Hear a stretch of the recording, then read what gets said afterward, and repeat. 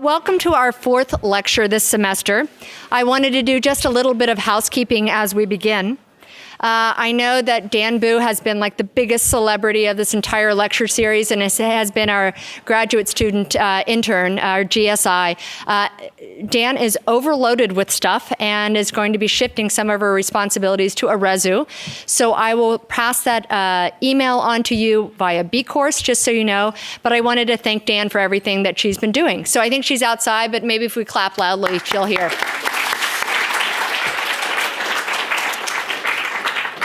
And so Arezu will be your contact going forward after today. And again, I'll put that on B courses.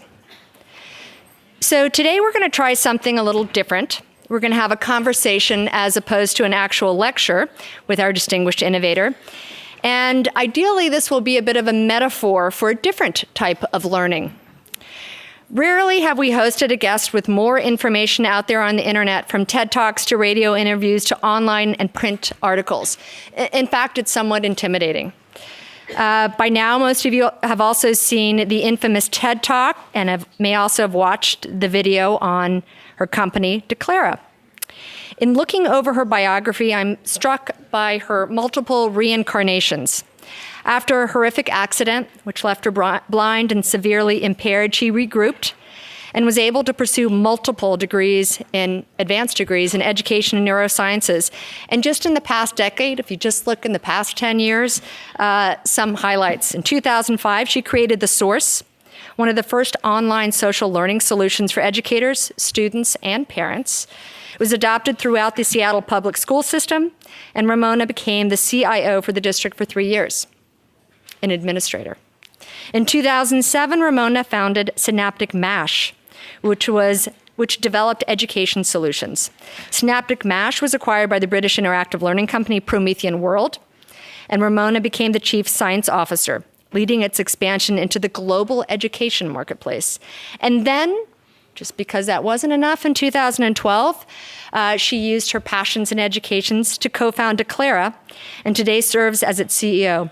Declara is a social learning platform for human capital development, according to the website of the company, helping companies, governments, and organizations predict, teach, assess, and respond to the growing demand for the 21st century skills. Many of you might have already gotten a sheet on Declara. I have heard that Declara also had some interns this summer from Cal, so that's great. And one of the things I did not mention is that this is a visit back for our distinguished innovator, and she started her, I believe, her university career, although it could have been earlier than 16, who knows, here at Cal. So please join me in welcoming Ramona Pierson, CEO of Declara.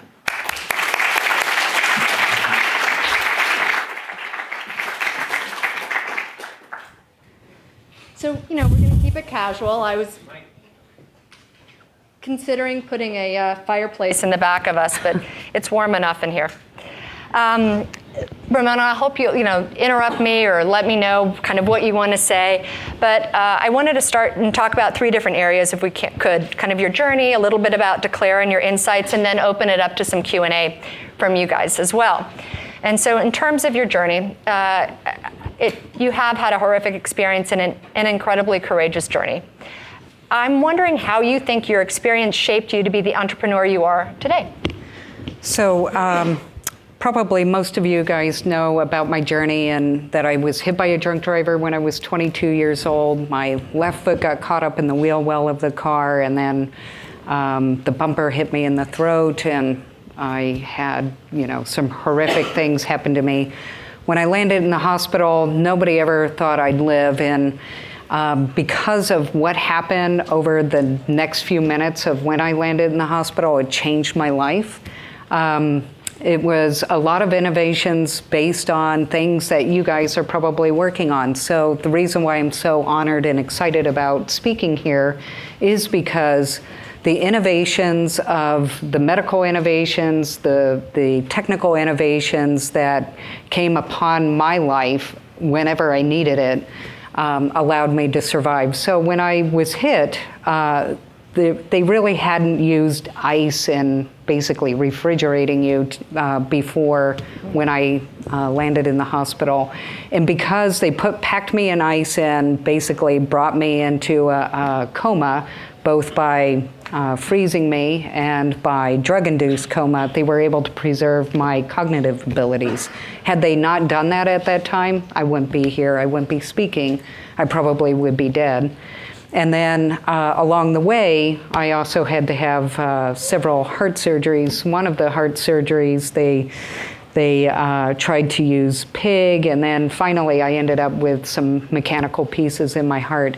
But what's interesting, and I think about every time a body part falls off on me, which it does periodically, and recently I just received a new midfoot. So my right foot was rotting, and they decided instead of cutting the foot off, they would just put titanium in there. So sometimes I have to order these pieces from Switzerland or from other places. But what is important is that somebody invented the body parts I needed just when I needed them. And I just needed to stay alive long enough, which is fascinating. So every time a doctor says, oh, you have about 6 months to live, somebody invented something and then I use it. So that's happened to me several times. Or now that I get older, I'm having to replace my joints, or I have to replace whole parts of feet or something, and they keep coming up with new technology. So in fact, the fact that I can see today in one eye is because I had a seeing eye dog. I was blind, completely blind for 10 years, almost 11 years. And I had been offered to have brain surgery to remove a hematoma, but I wanted to wait until some of the technology in robotic surgery had advanced well enough. And it was because of some company, some young guy who actually graduated out of Stanford, who came up with a methodology I agreed with, that I ended up having brain surgery. And they were able to remove the hematoma, and then somebody else died, and I ended up with cornea, and then my retina reattached. So I see for the most part fairly well, and except we were joking that sometimes I look at people and their nose is missing or something because... Thought that was a helpful thing. Yes, because I still have spots in my vision. But when I think about how important your roles are here and how important education is the reason why I have committed myself to learning and education all of these years.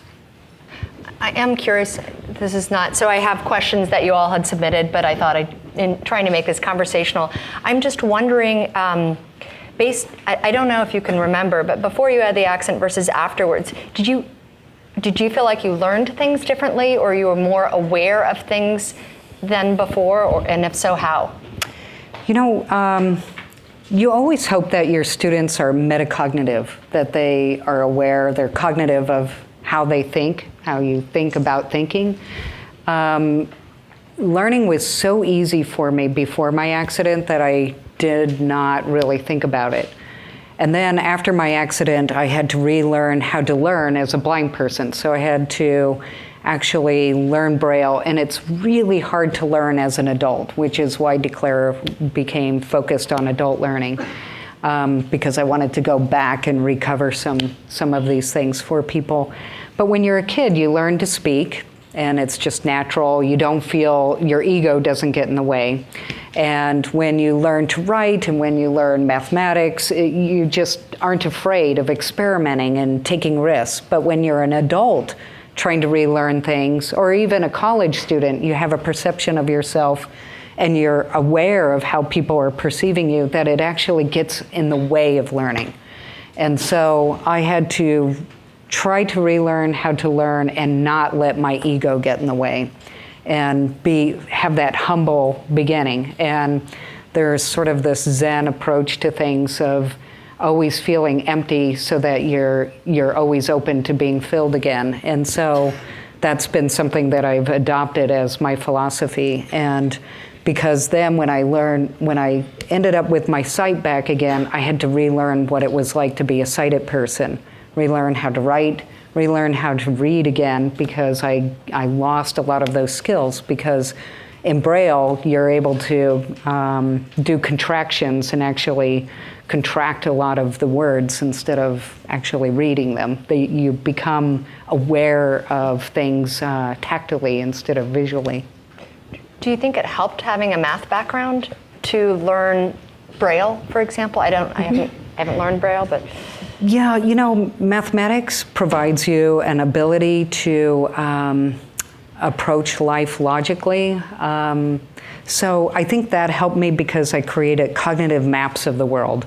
So even though I had a seeing eye dog, the guide dog would make certain decisions and you'd have to be able to override it. So it meant that I had to be aware of the context of my environment. Mm-hmm. And so because I had to be aware of the environment, I found myself just automatically counting my steps and actually creating like the Google Maps in my mind, except they were mathematical reductions of the world around me. This is kind of incredible. One of the next questions that I have is kind of your experience in the Seattle schools. And so according to the biography, it seems like the first big thing I saw that you had built subsequent to the accident and was the source mm-hmm. at for the Seattle school system. I'm wondering if you can talk about that a little bit and tell us how you maybe used that experience, or if you didn't use that experience in your 2 subsequent startups. So when I built the source, it was interesting because first I was working in some of the neurosciences down here, and I visited a school in South San Francisco and I was working in learning and memory and the Palo Alto Brain Center. And then when I visited the schools, I saw teachers trying to assess kids, and I was going, wow, how is it that education still looks like when I went to school? And, I've been in the military and had different experiences with technology and could not believe that education still looked like the 18th century. Not that I'm that old, but it was interesting and fascinating, and so I wanted to really get involved. I ended up working with the Gates Foundation, took a fellowship, went to Seattle, and they landed me to try to salvage or save a Gates grant first. And so I was in an inner city school itself, in a high school. And it was a great experience, and it was what inspired me to build the source, because I realized we were assessing kids and failing probably 80% of the kids that were in high-need schools. And so when you look at a school district and you realize that 80% of the kids in high-need schools were going to drop out because their choices were were horrible. And then when I looked at their math assessments, I wanted to understand why they missed just about every problem. I realized as I read how they got to their solutions that their answer was wrong because they didn't have the foundational learning. But I saw that their processes, their logic behind it, they were using a lot of the street smarts to try to solve the problem. And I could see that their process was fundamentally right, but not foundationally correct. And so I thought, I need to figure out how to capture the data so that I could figure out how to get a solution to the students so I could understand the process of learning. And so I've been on this journey of looking at how do we get to the process of learning. As a neuroscientist, you may do IQ tests on people, but the answer so much isn't the important piece, but the process in which people take. Because then you can learn more about the health of the brain and how to use the weak parts to help advantage, or the strengths to help advantage the weak parts, so that you can help people be able to meet all of their potential in different ways. And so that's how I had to relearn how to learn. And I applied that in Seattle Public Schools. So what's interesting to me about that, having some experience with school districts, is so it's one thing to build something, but my understanding is that they adopted it and it's still being used today. Yep. And so how, as an entrepreneur, how do you go about building it and think about how to make it usable? What I did was don't apologize. you roll something out. So the school district was really worried about, we need to have the right training, we need to roll things out, with one person at a time. Don't put too much data in it. We don't want the parents and the kids to see all their data on themselves. And I went, I'm going to be ultra transparent. Kids and students should see all their data on themselves because they own their own data. And if we make that data transparent, they can fix all the problems in the data, right? So if they have their name wrong, or if they have their address wrong, or if their assessments don't seem to be correct, or the homework isn't correct, or the attendance, so just roll it out. So I rolled it out to 100% of the students and the teachers. So when the teachers blocked me and said, we're not going to use it, the students protested and walked out of the classrooms and forced their educators to use it. So we ended up with 100% adoption. And then I had teachers who told me, I'll use this over my dead body, and come up to me the next year saying, thank you for forcing us to do this, because it changed the conversations we're having with parents, and it changed the conversations we're having with students. Instead of the blame game, because now the data was transparent, they had conversations about learning. So I'm a firm believer that you make the information transparent, and you have to take risks and not hedge. Can you talk about that a little bit in the context of what you've done since founding Declara? Yeah, so, and it's a very interesting question, especially for today for our company. So what we have found, and there's a couple of stories along the way. When I founded SynapticMash, we had a project called Power of You. And Power of You was really leveraging our platform and taking McGraw-Hill content in and essentially ripping the binders off of it and consuming it, and then looking at how students learn best and matching them with teachers in the way they teach best. So we always assume that teaching's rote and always, there's no preference there. But teachers actually have a lot of preference in how they present material and teach and interact with students. And so in school districts, it's such an assembly line that we launch kids down and teachers. And so what we did is looked at how teachers' preferences were. Some teachers are great in large classroom environments, small classroom environments, hands-on, or even project-based learning. And so what we did was match the students who learned best in those different modalities. And what we looked at was taking kids who hadn't advanced in math in 3 years, they called them gap kids, and the districts basically just pushed them aside. And what happens with an educator is they feel like, I need to disavow this because it's too painful to see these kids never advance. Well, we were able to get those kids caught up to their age peers in 6 weeks. And then the innovator's dilemma. The project was so good that by the end of the second year in the school districts, we had run out of content. And all of a sudden you have these middle school kids ready for college math. So the school districts and the teachers said, we can't use this platform anymore, because what do we do in a system that chronologically advances students and doesn't advance them actually based on their learning needs? So I really thought about this and thought, our learning systems are fairly broken, because shouldn't we be advancing kids and uncapping their learning so that they can meet their fullest potential, and not making the learning systems based on a system that actually keeps it capped around how money is transferred and how our weighted student formula and how our publishing systems work. So if we really are going to implode the education system so that it actually works for the students, there's a lot of work to do and a lot of undoing to do in the K-12 system. You talked about this a little bit, but I'm wondering if you can kind of take us through an example of a class, how it might run now versus how it could run with the learnings from Declara and SynapticMash.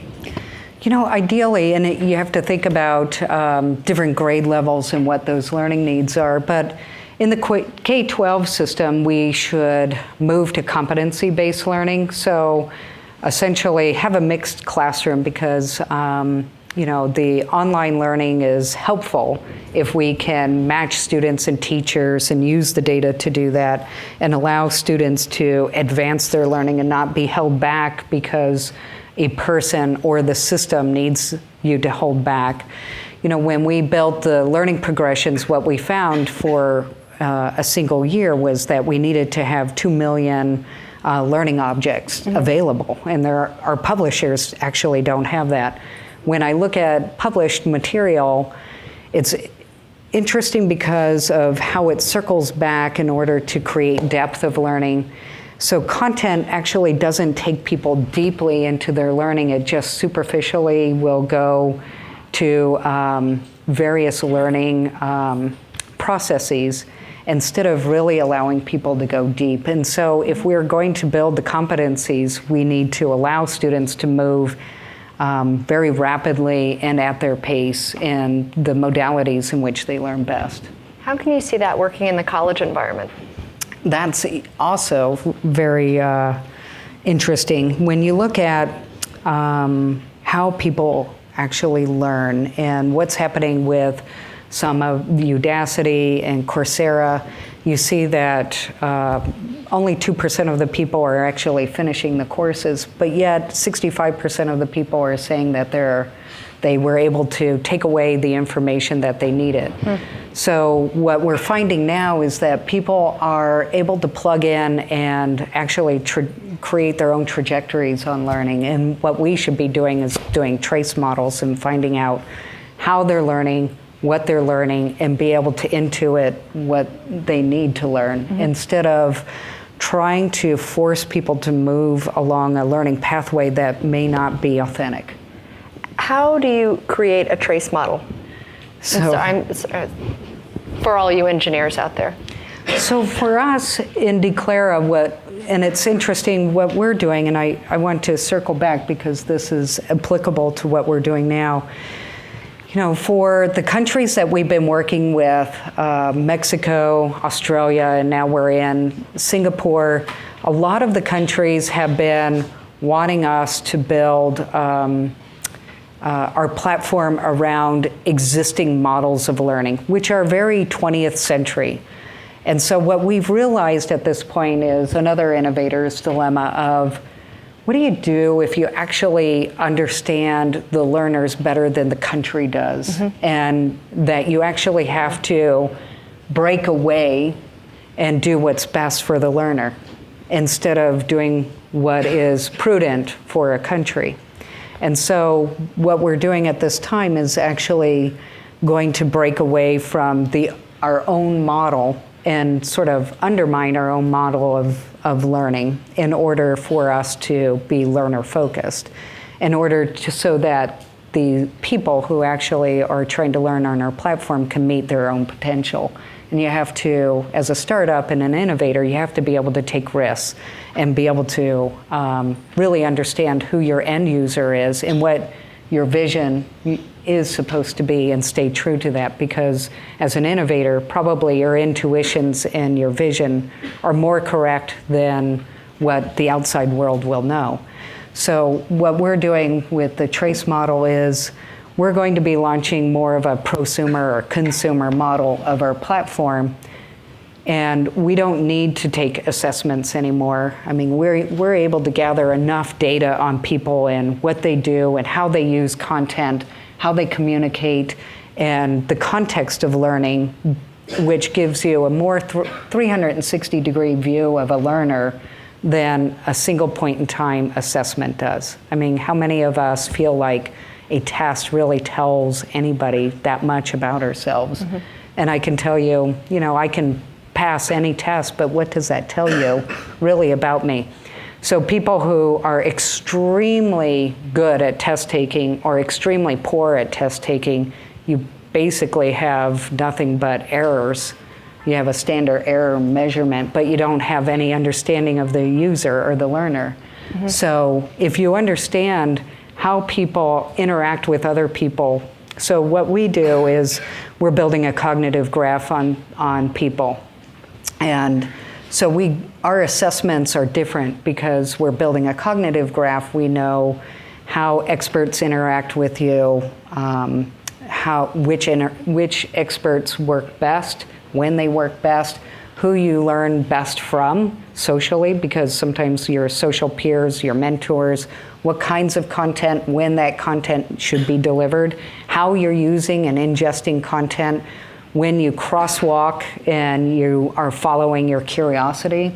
So what we're also doing is exploding the whole notion of content and not trying to limit the system to a form, a course, a publisher, and bringing in a lot of open content and allowing people to actually co-create and curate content. So we're learning amazing amounts of data on the user, and then the user has a learning journal so that they can actually see everything that they've learned and be able to trace their own learning and have that data in their hand. So right now, if I look at Declara, it's you're working with governments or school systems or some type of an institution, but what this next phase is, it kind of opens up and almost, I don't know, crowdsources or it just opens everything up, and then you have more data and more ability to use it with consumers. Yeah, so what we're able to do is look at the content and data and build a learning pathway for each individual. And so could any of us go on to Declara and try it out, basically? Yeah, we're not opening it up for users, and we're going to bring in our beta users in January, and then we're opening it up to the public in April or May. Interesting. I like this term that I've heard you use, which is extreme radical collaboration. And it seems kind of what you're talking about, that Declara is evolving to even more, but I'm wondering how else you see extreme radical collaboration working in what you're doing. You know, extreme radical collaboration, for me, it took a whole bunch of people to put me back together again. It took a lot of people to innovate these technologies to put me back together again. It took 100 grandparents, essentially, to help me learn again.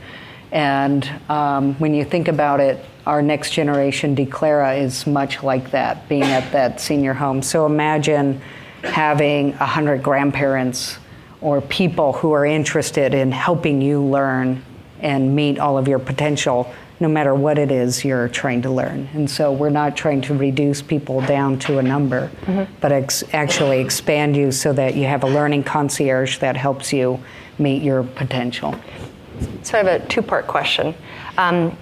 It is obvious, especially when you talk about the innovator's dilemma, that you seem to constantly be you don't finish, you just keep going. One, I'm wondering when people are on the Declara journey, how you motivate them to keep going, and then we're curious, what keeps you going? So very much, you're exactly right. Learning is continuous. It doesn't end when you get a diploma. And I can tell you, as an innovator or an engineer or a scientist, and anybody today, that most of your learning is for work. So even though I'm at work, I'm constantly searching, reading, curating, and pushing content out at people. And our platform is all about doing just that, and understanding that people are constantly learning, whether you're at work learning or at home learning for work or for something else. We are searching, we're synthesizing, we're analyzing information that's going to be accretive to what we need to know. And it is that kind of experience that's what engages people, is helping people have this continuous learning experience and being able to curate that and to curate solutions. I'd asked about people who are using Declara, but I am curious because you said you'd had some interns working there. How do you create that environment internally for the staff?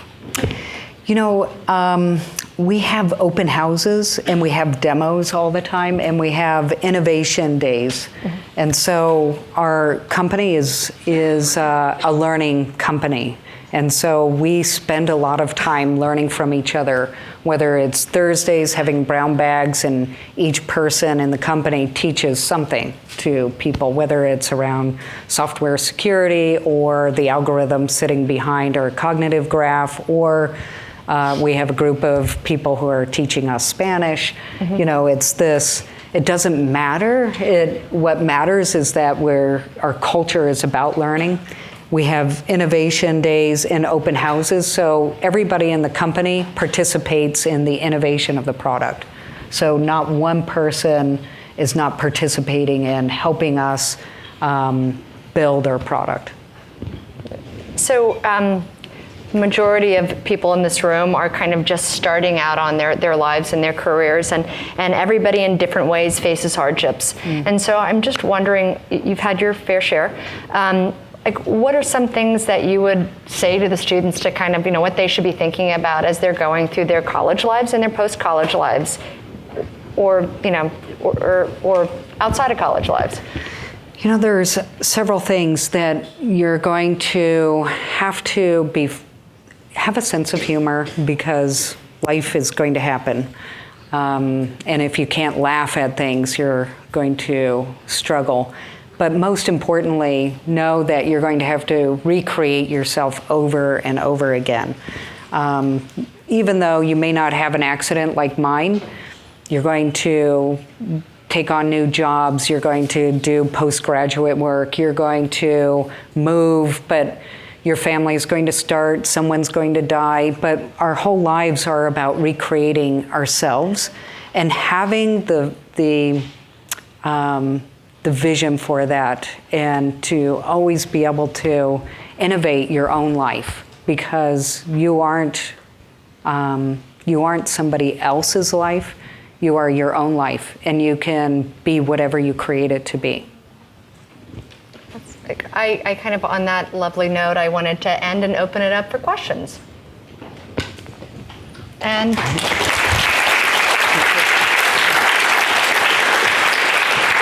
Alan, do we have a microphone? Sorry. All right, so make sure you're loud, and I'll point right here first. So thank you for talking to us. My question is, what is your big vision of our future education system? And what if you meet these big obstacles like roadblocks from government, because this education system has been here for a very long time? And yeah. You know, what's your vision? Repeat the question. Oh, yeah. So it sounded like, did she want a mic or? No. Well, actually, I could give you my mic. How about that? Can you do that again? Can you succinctly ask the question again? Yeah. We'll just improvise here. Oh, well. The spirit is getting really close. Hold on just a second. Here we go.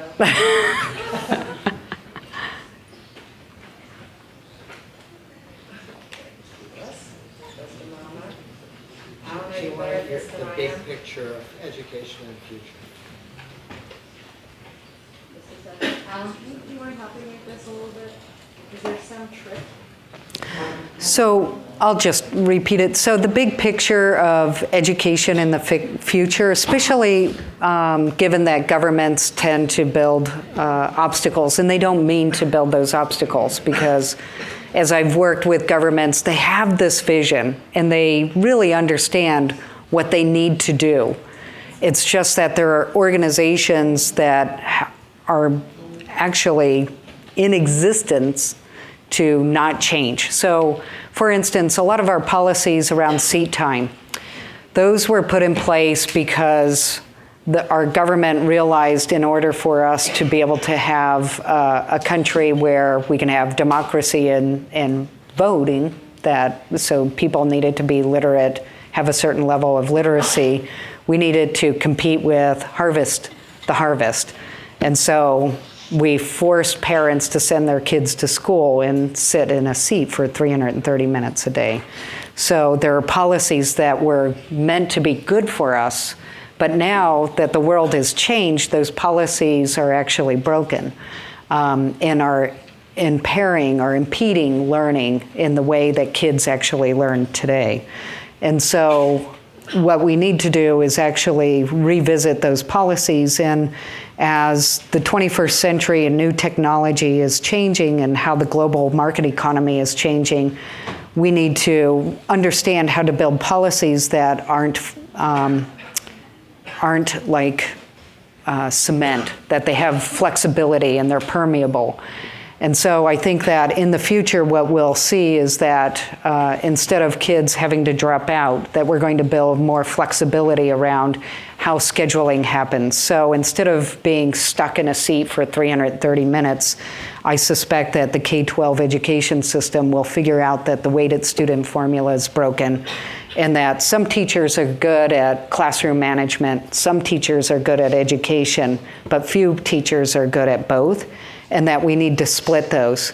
We need some teachers facilitating the learning while other teachers are doing the learning, and plug students into those kinds of teachers, and leverage technologies, and also break down the boundaries between districts and leverage really great math teachers for 1,000 students by leveraging technologies.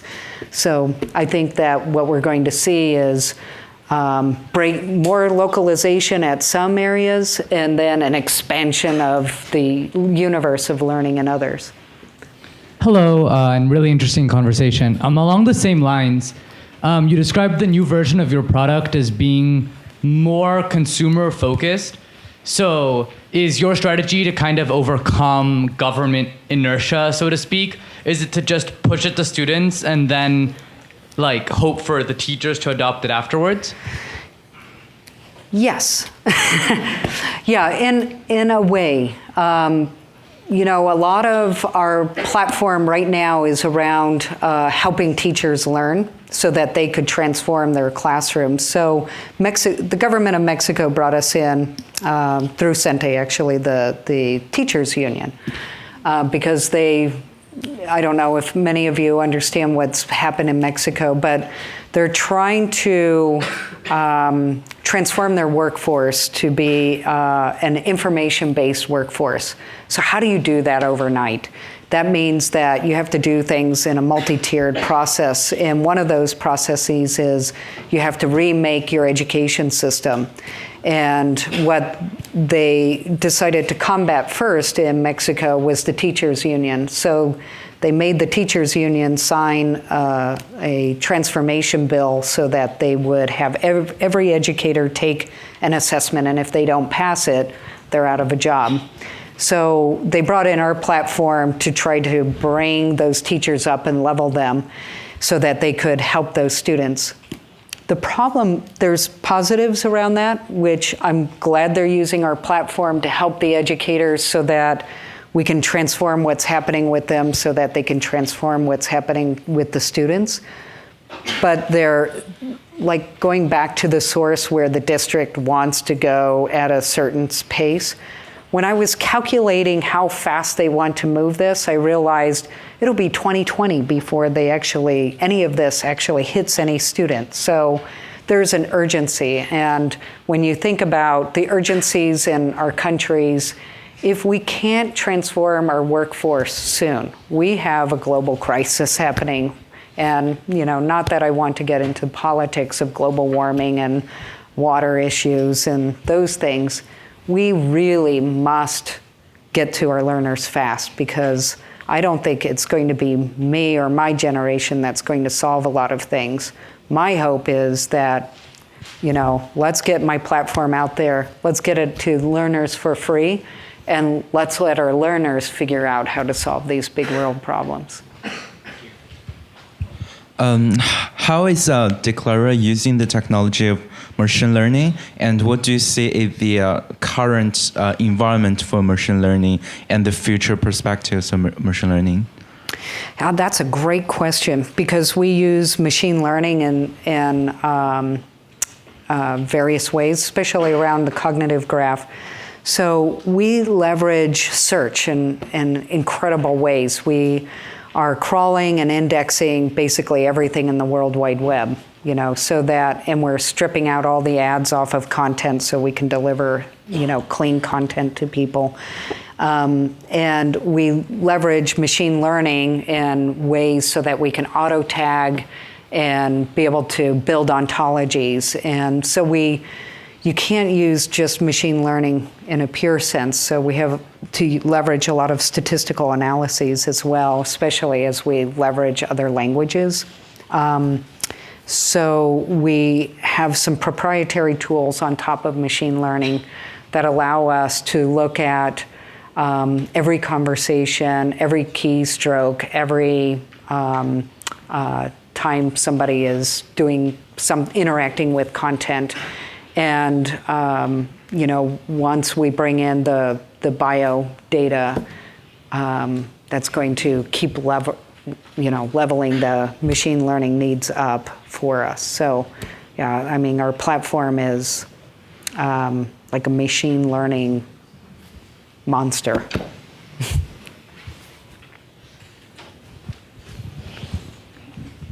Hi, Ramona. Thank you for your talk, and thank you for just your inspirational story.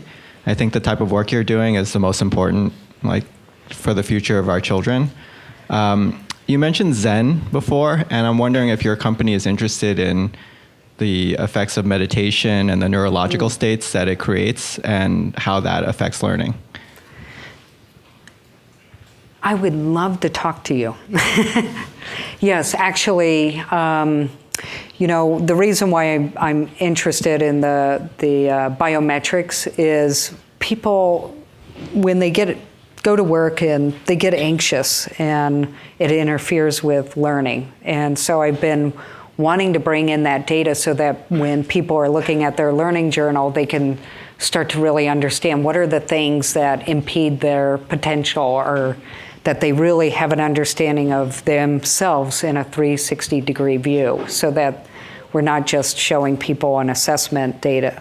That's boring, but really, how are your body states affecting your ability to learn, to work, and the things you're trying to do? And so, yes, I'm very interested in that. Extremely interested. I'm over here. So in the years of my schooling, I've noticed this 3-month gap in my curriculum, which I've always considered this beautiful, beautiful break. And I wonder if in your studying of the scholastic curriculum, if you've noticed whether or not this summer break is a positive or a negative, or how that affects the learning. Statistically, when you look at the data, there's a regression to the mean over summer. For some of us, it's refreshing. Like I used to use it to go learn nanotechnology or things that I would, I know, it's weird. I was a strange person, and probably still am. But what I used to do on my summer breaks, I'd go, I want to study something that is completely orthogonal to my life. And, I didn't know nanotechnology might be my future because I might need a bunch of it. But, I would do it for learning. But I think that a lot of people in their summer breaks use it to learn different things, whether it's athletics or travel or language. I think learning is something that's continuous and ongoing. But for the K-12 world, there's definitely a regression towards the mean. So that's why they end up taking 6 weeks to try to review everything you should have retained. So I think we'll take 2 more questions.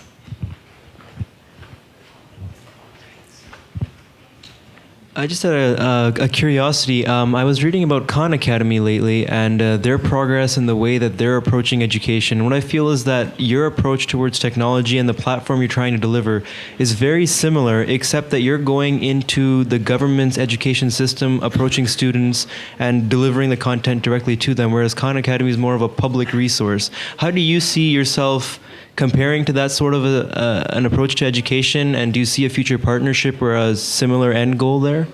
Yeah, their content is open, so I can scrape it and pull it in as needed. But the reason we landed in governments was, governments like Australia, when we went there, the reason they adopted us was they said, look, our agribusiness is disappearing because, of the heating. They've had these horrible fires and lack of water. So they, again, another country saying, we've got to transform our workforce overnight. How do we do that? And that's such a great question that you asked.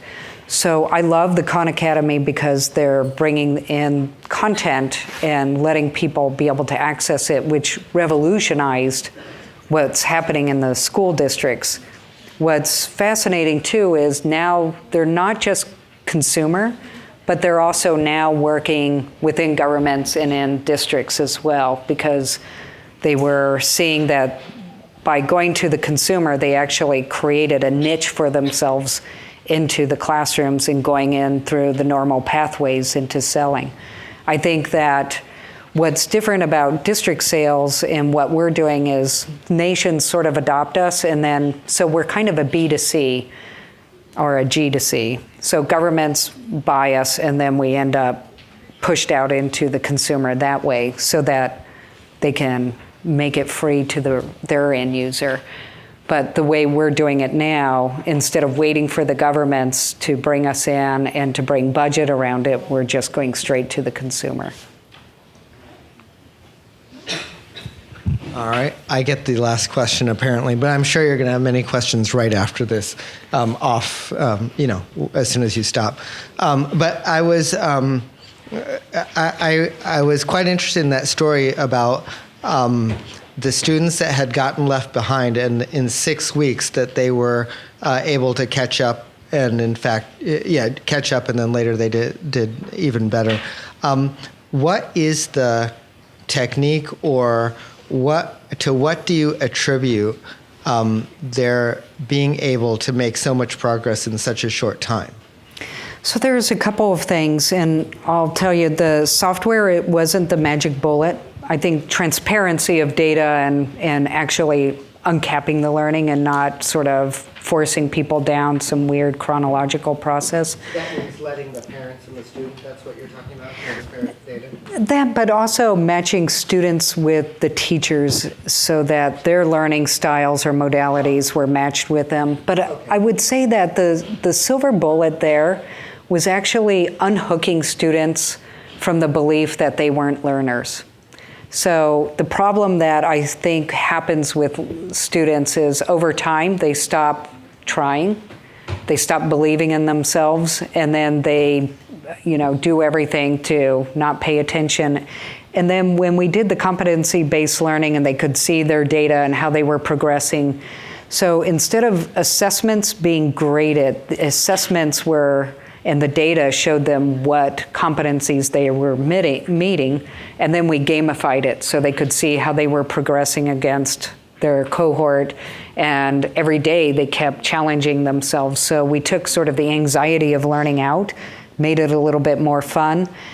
But I think what was also very important is that the adults changed. So when the adults started seeing that these students were learners, they started interacting with the students in a much different way, both the parents and the teachers. So instead of the parents and teachers interacting with the kids as you're non-learners, because it's hard for a teacher to stand in front of a classroom and teach to kids knowing that a kid's struggling and that you have to keep this class moving, so you start to push away and start to disavow that kid a little bit. And you can't help it. It's a natural behavior that all humans have. So it's not a teacher thing, it's a human thing. And I think that once we broke that deadly cycle of kids being embarrassed and disavowing their own learning and teachers disavowing the students, we were able to get them to move forward again. With that, I'd like to close our formal portion and turn off our spotlight and thank Ramona very, very much. Oh, thank you. Thank you.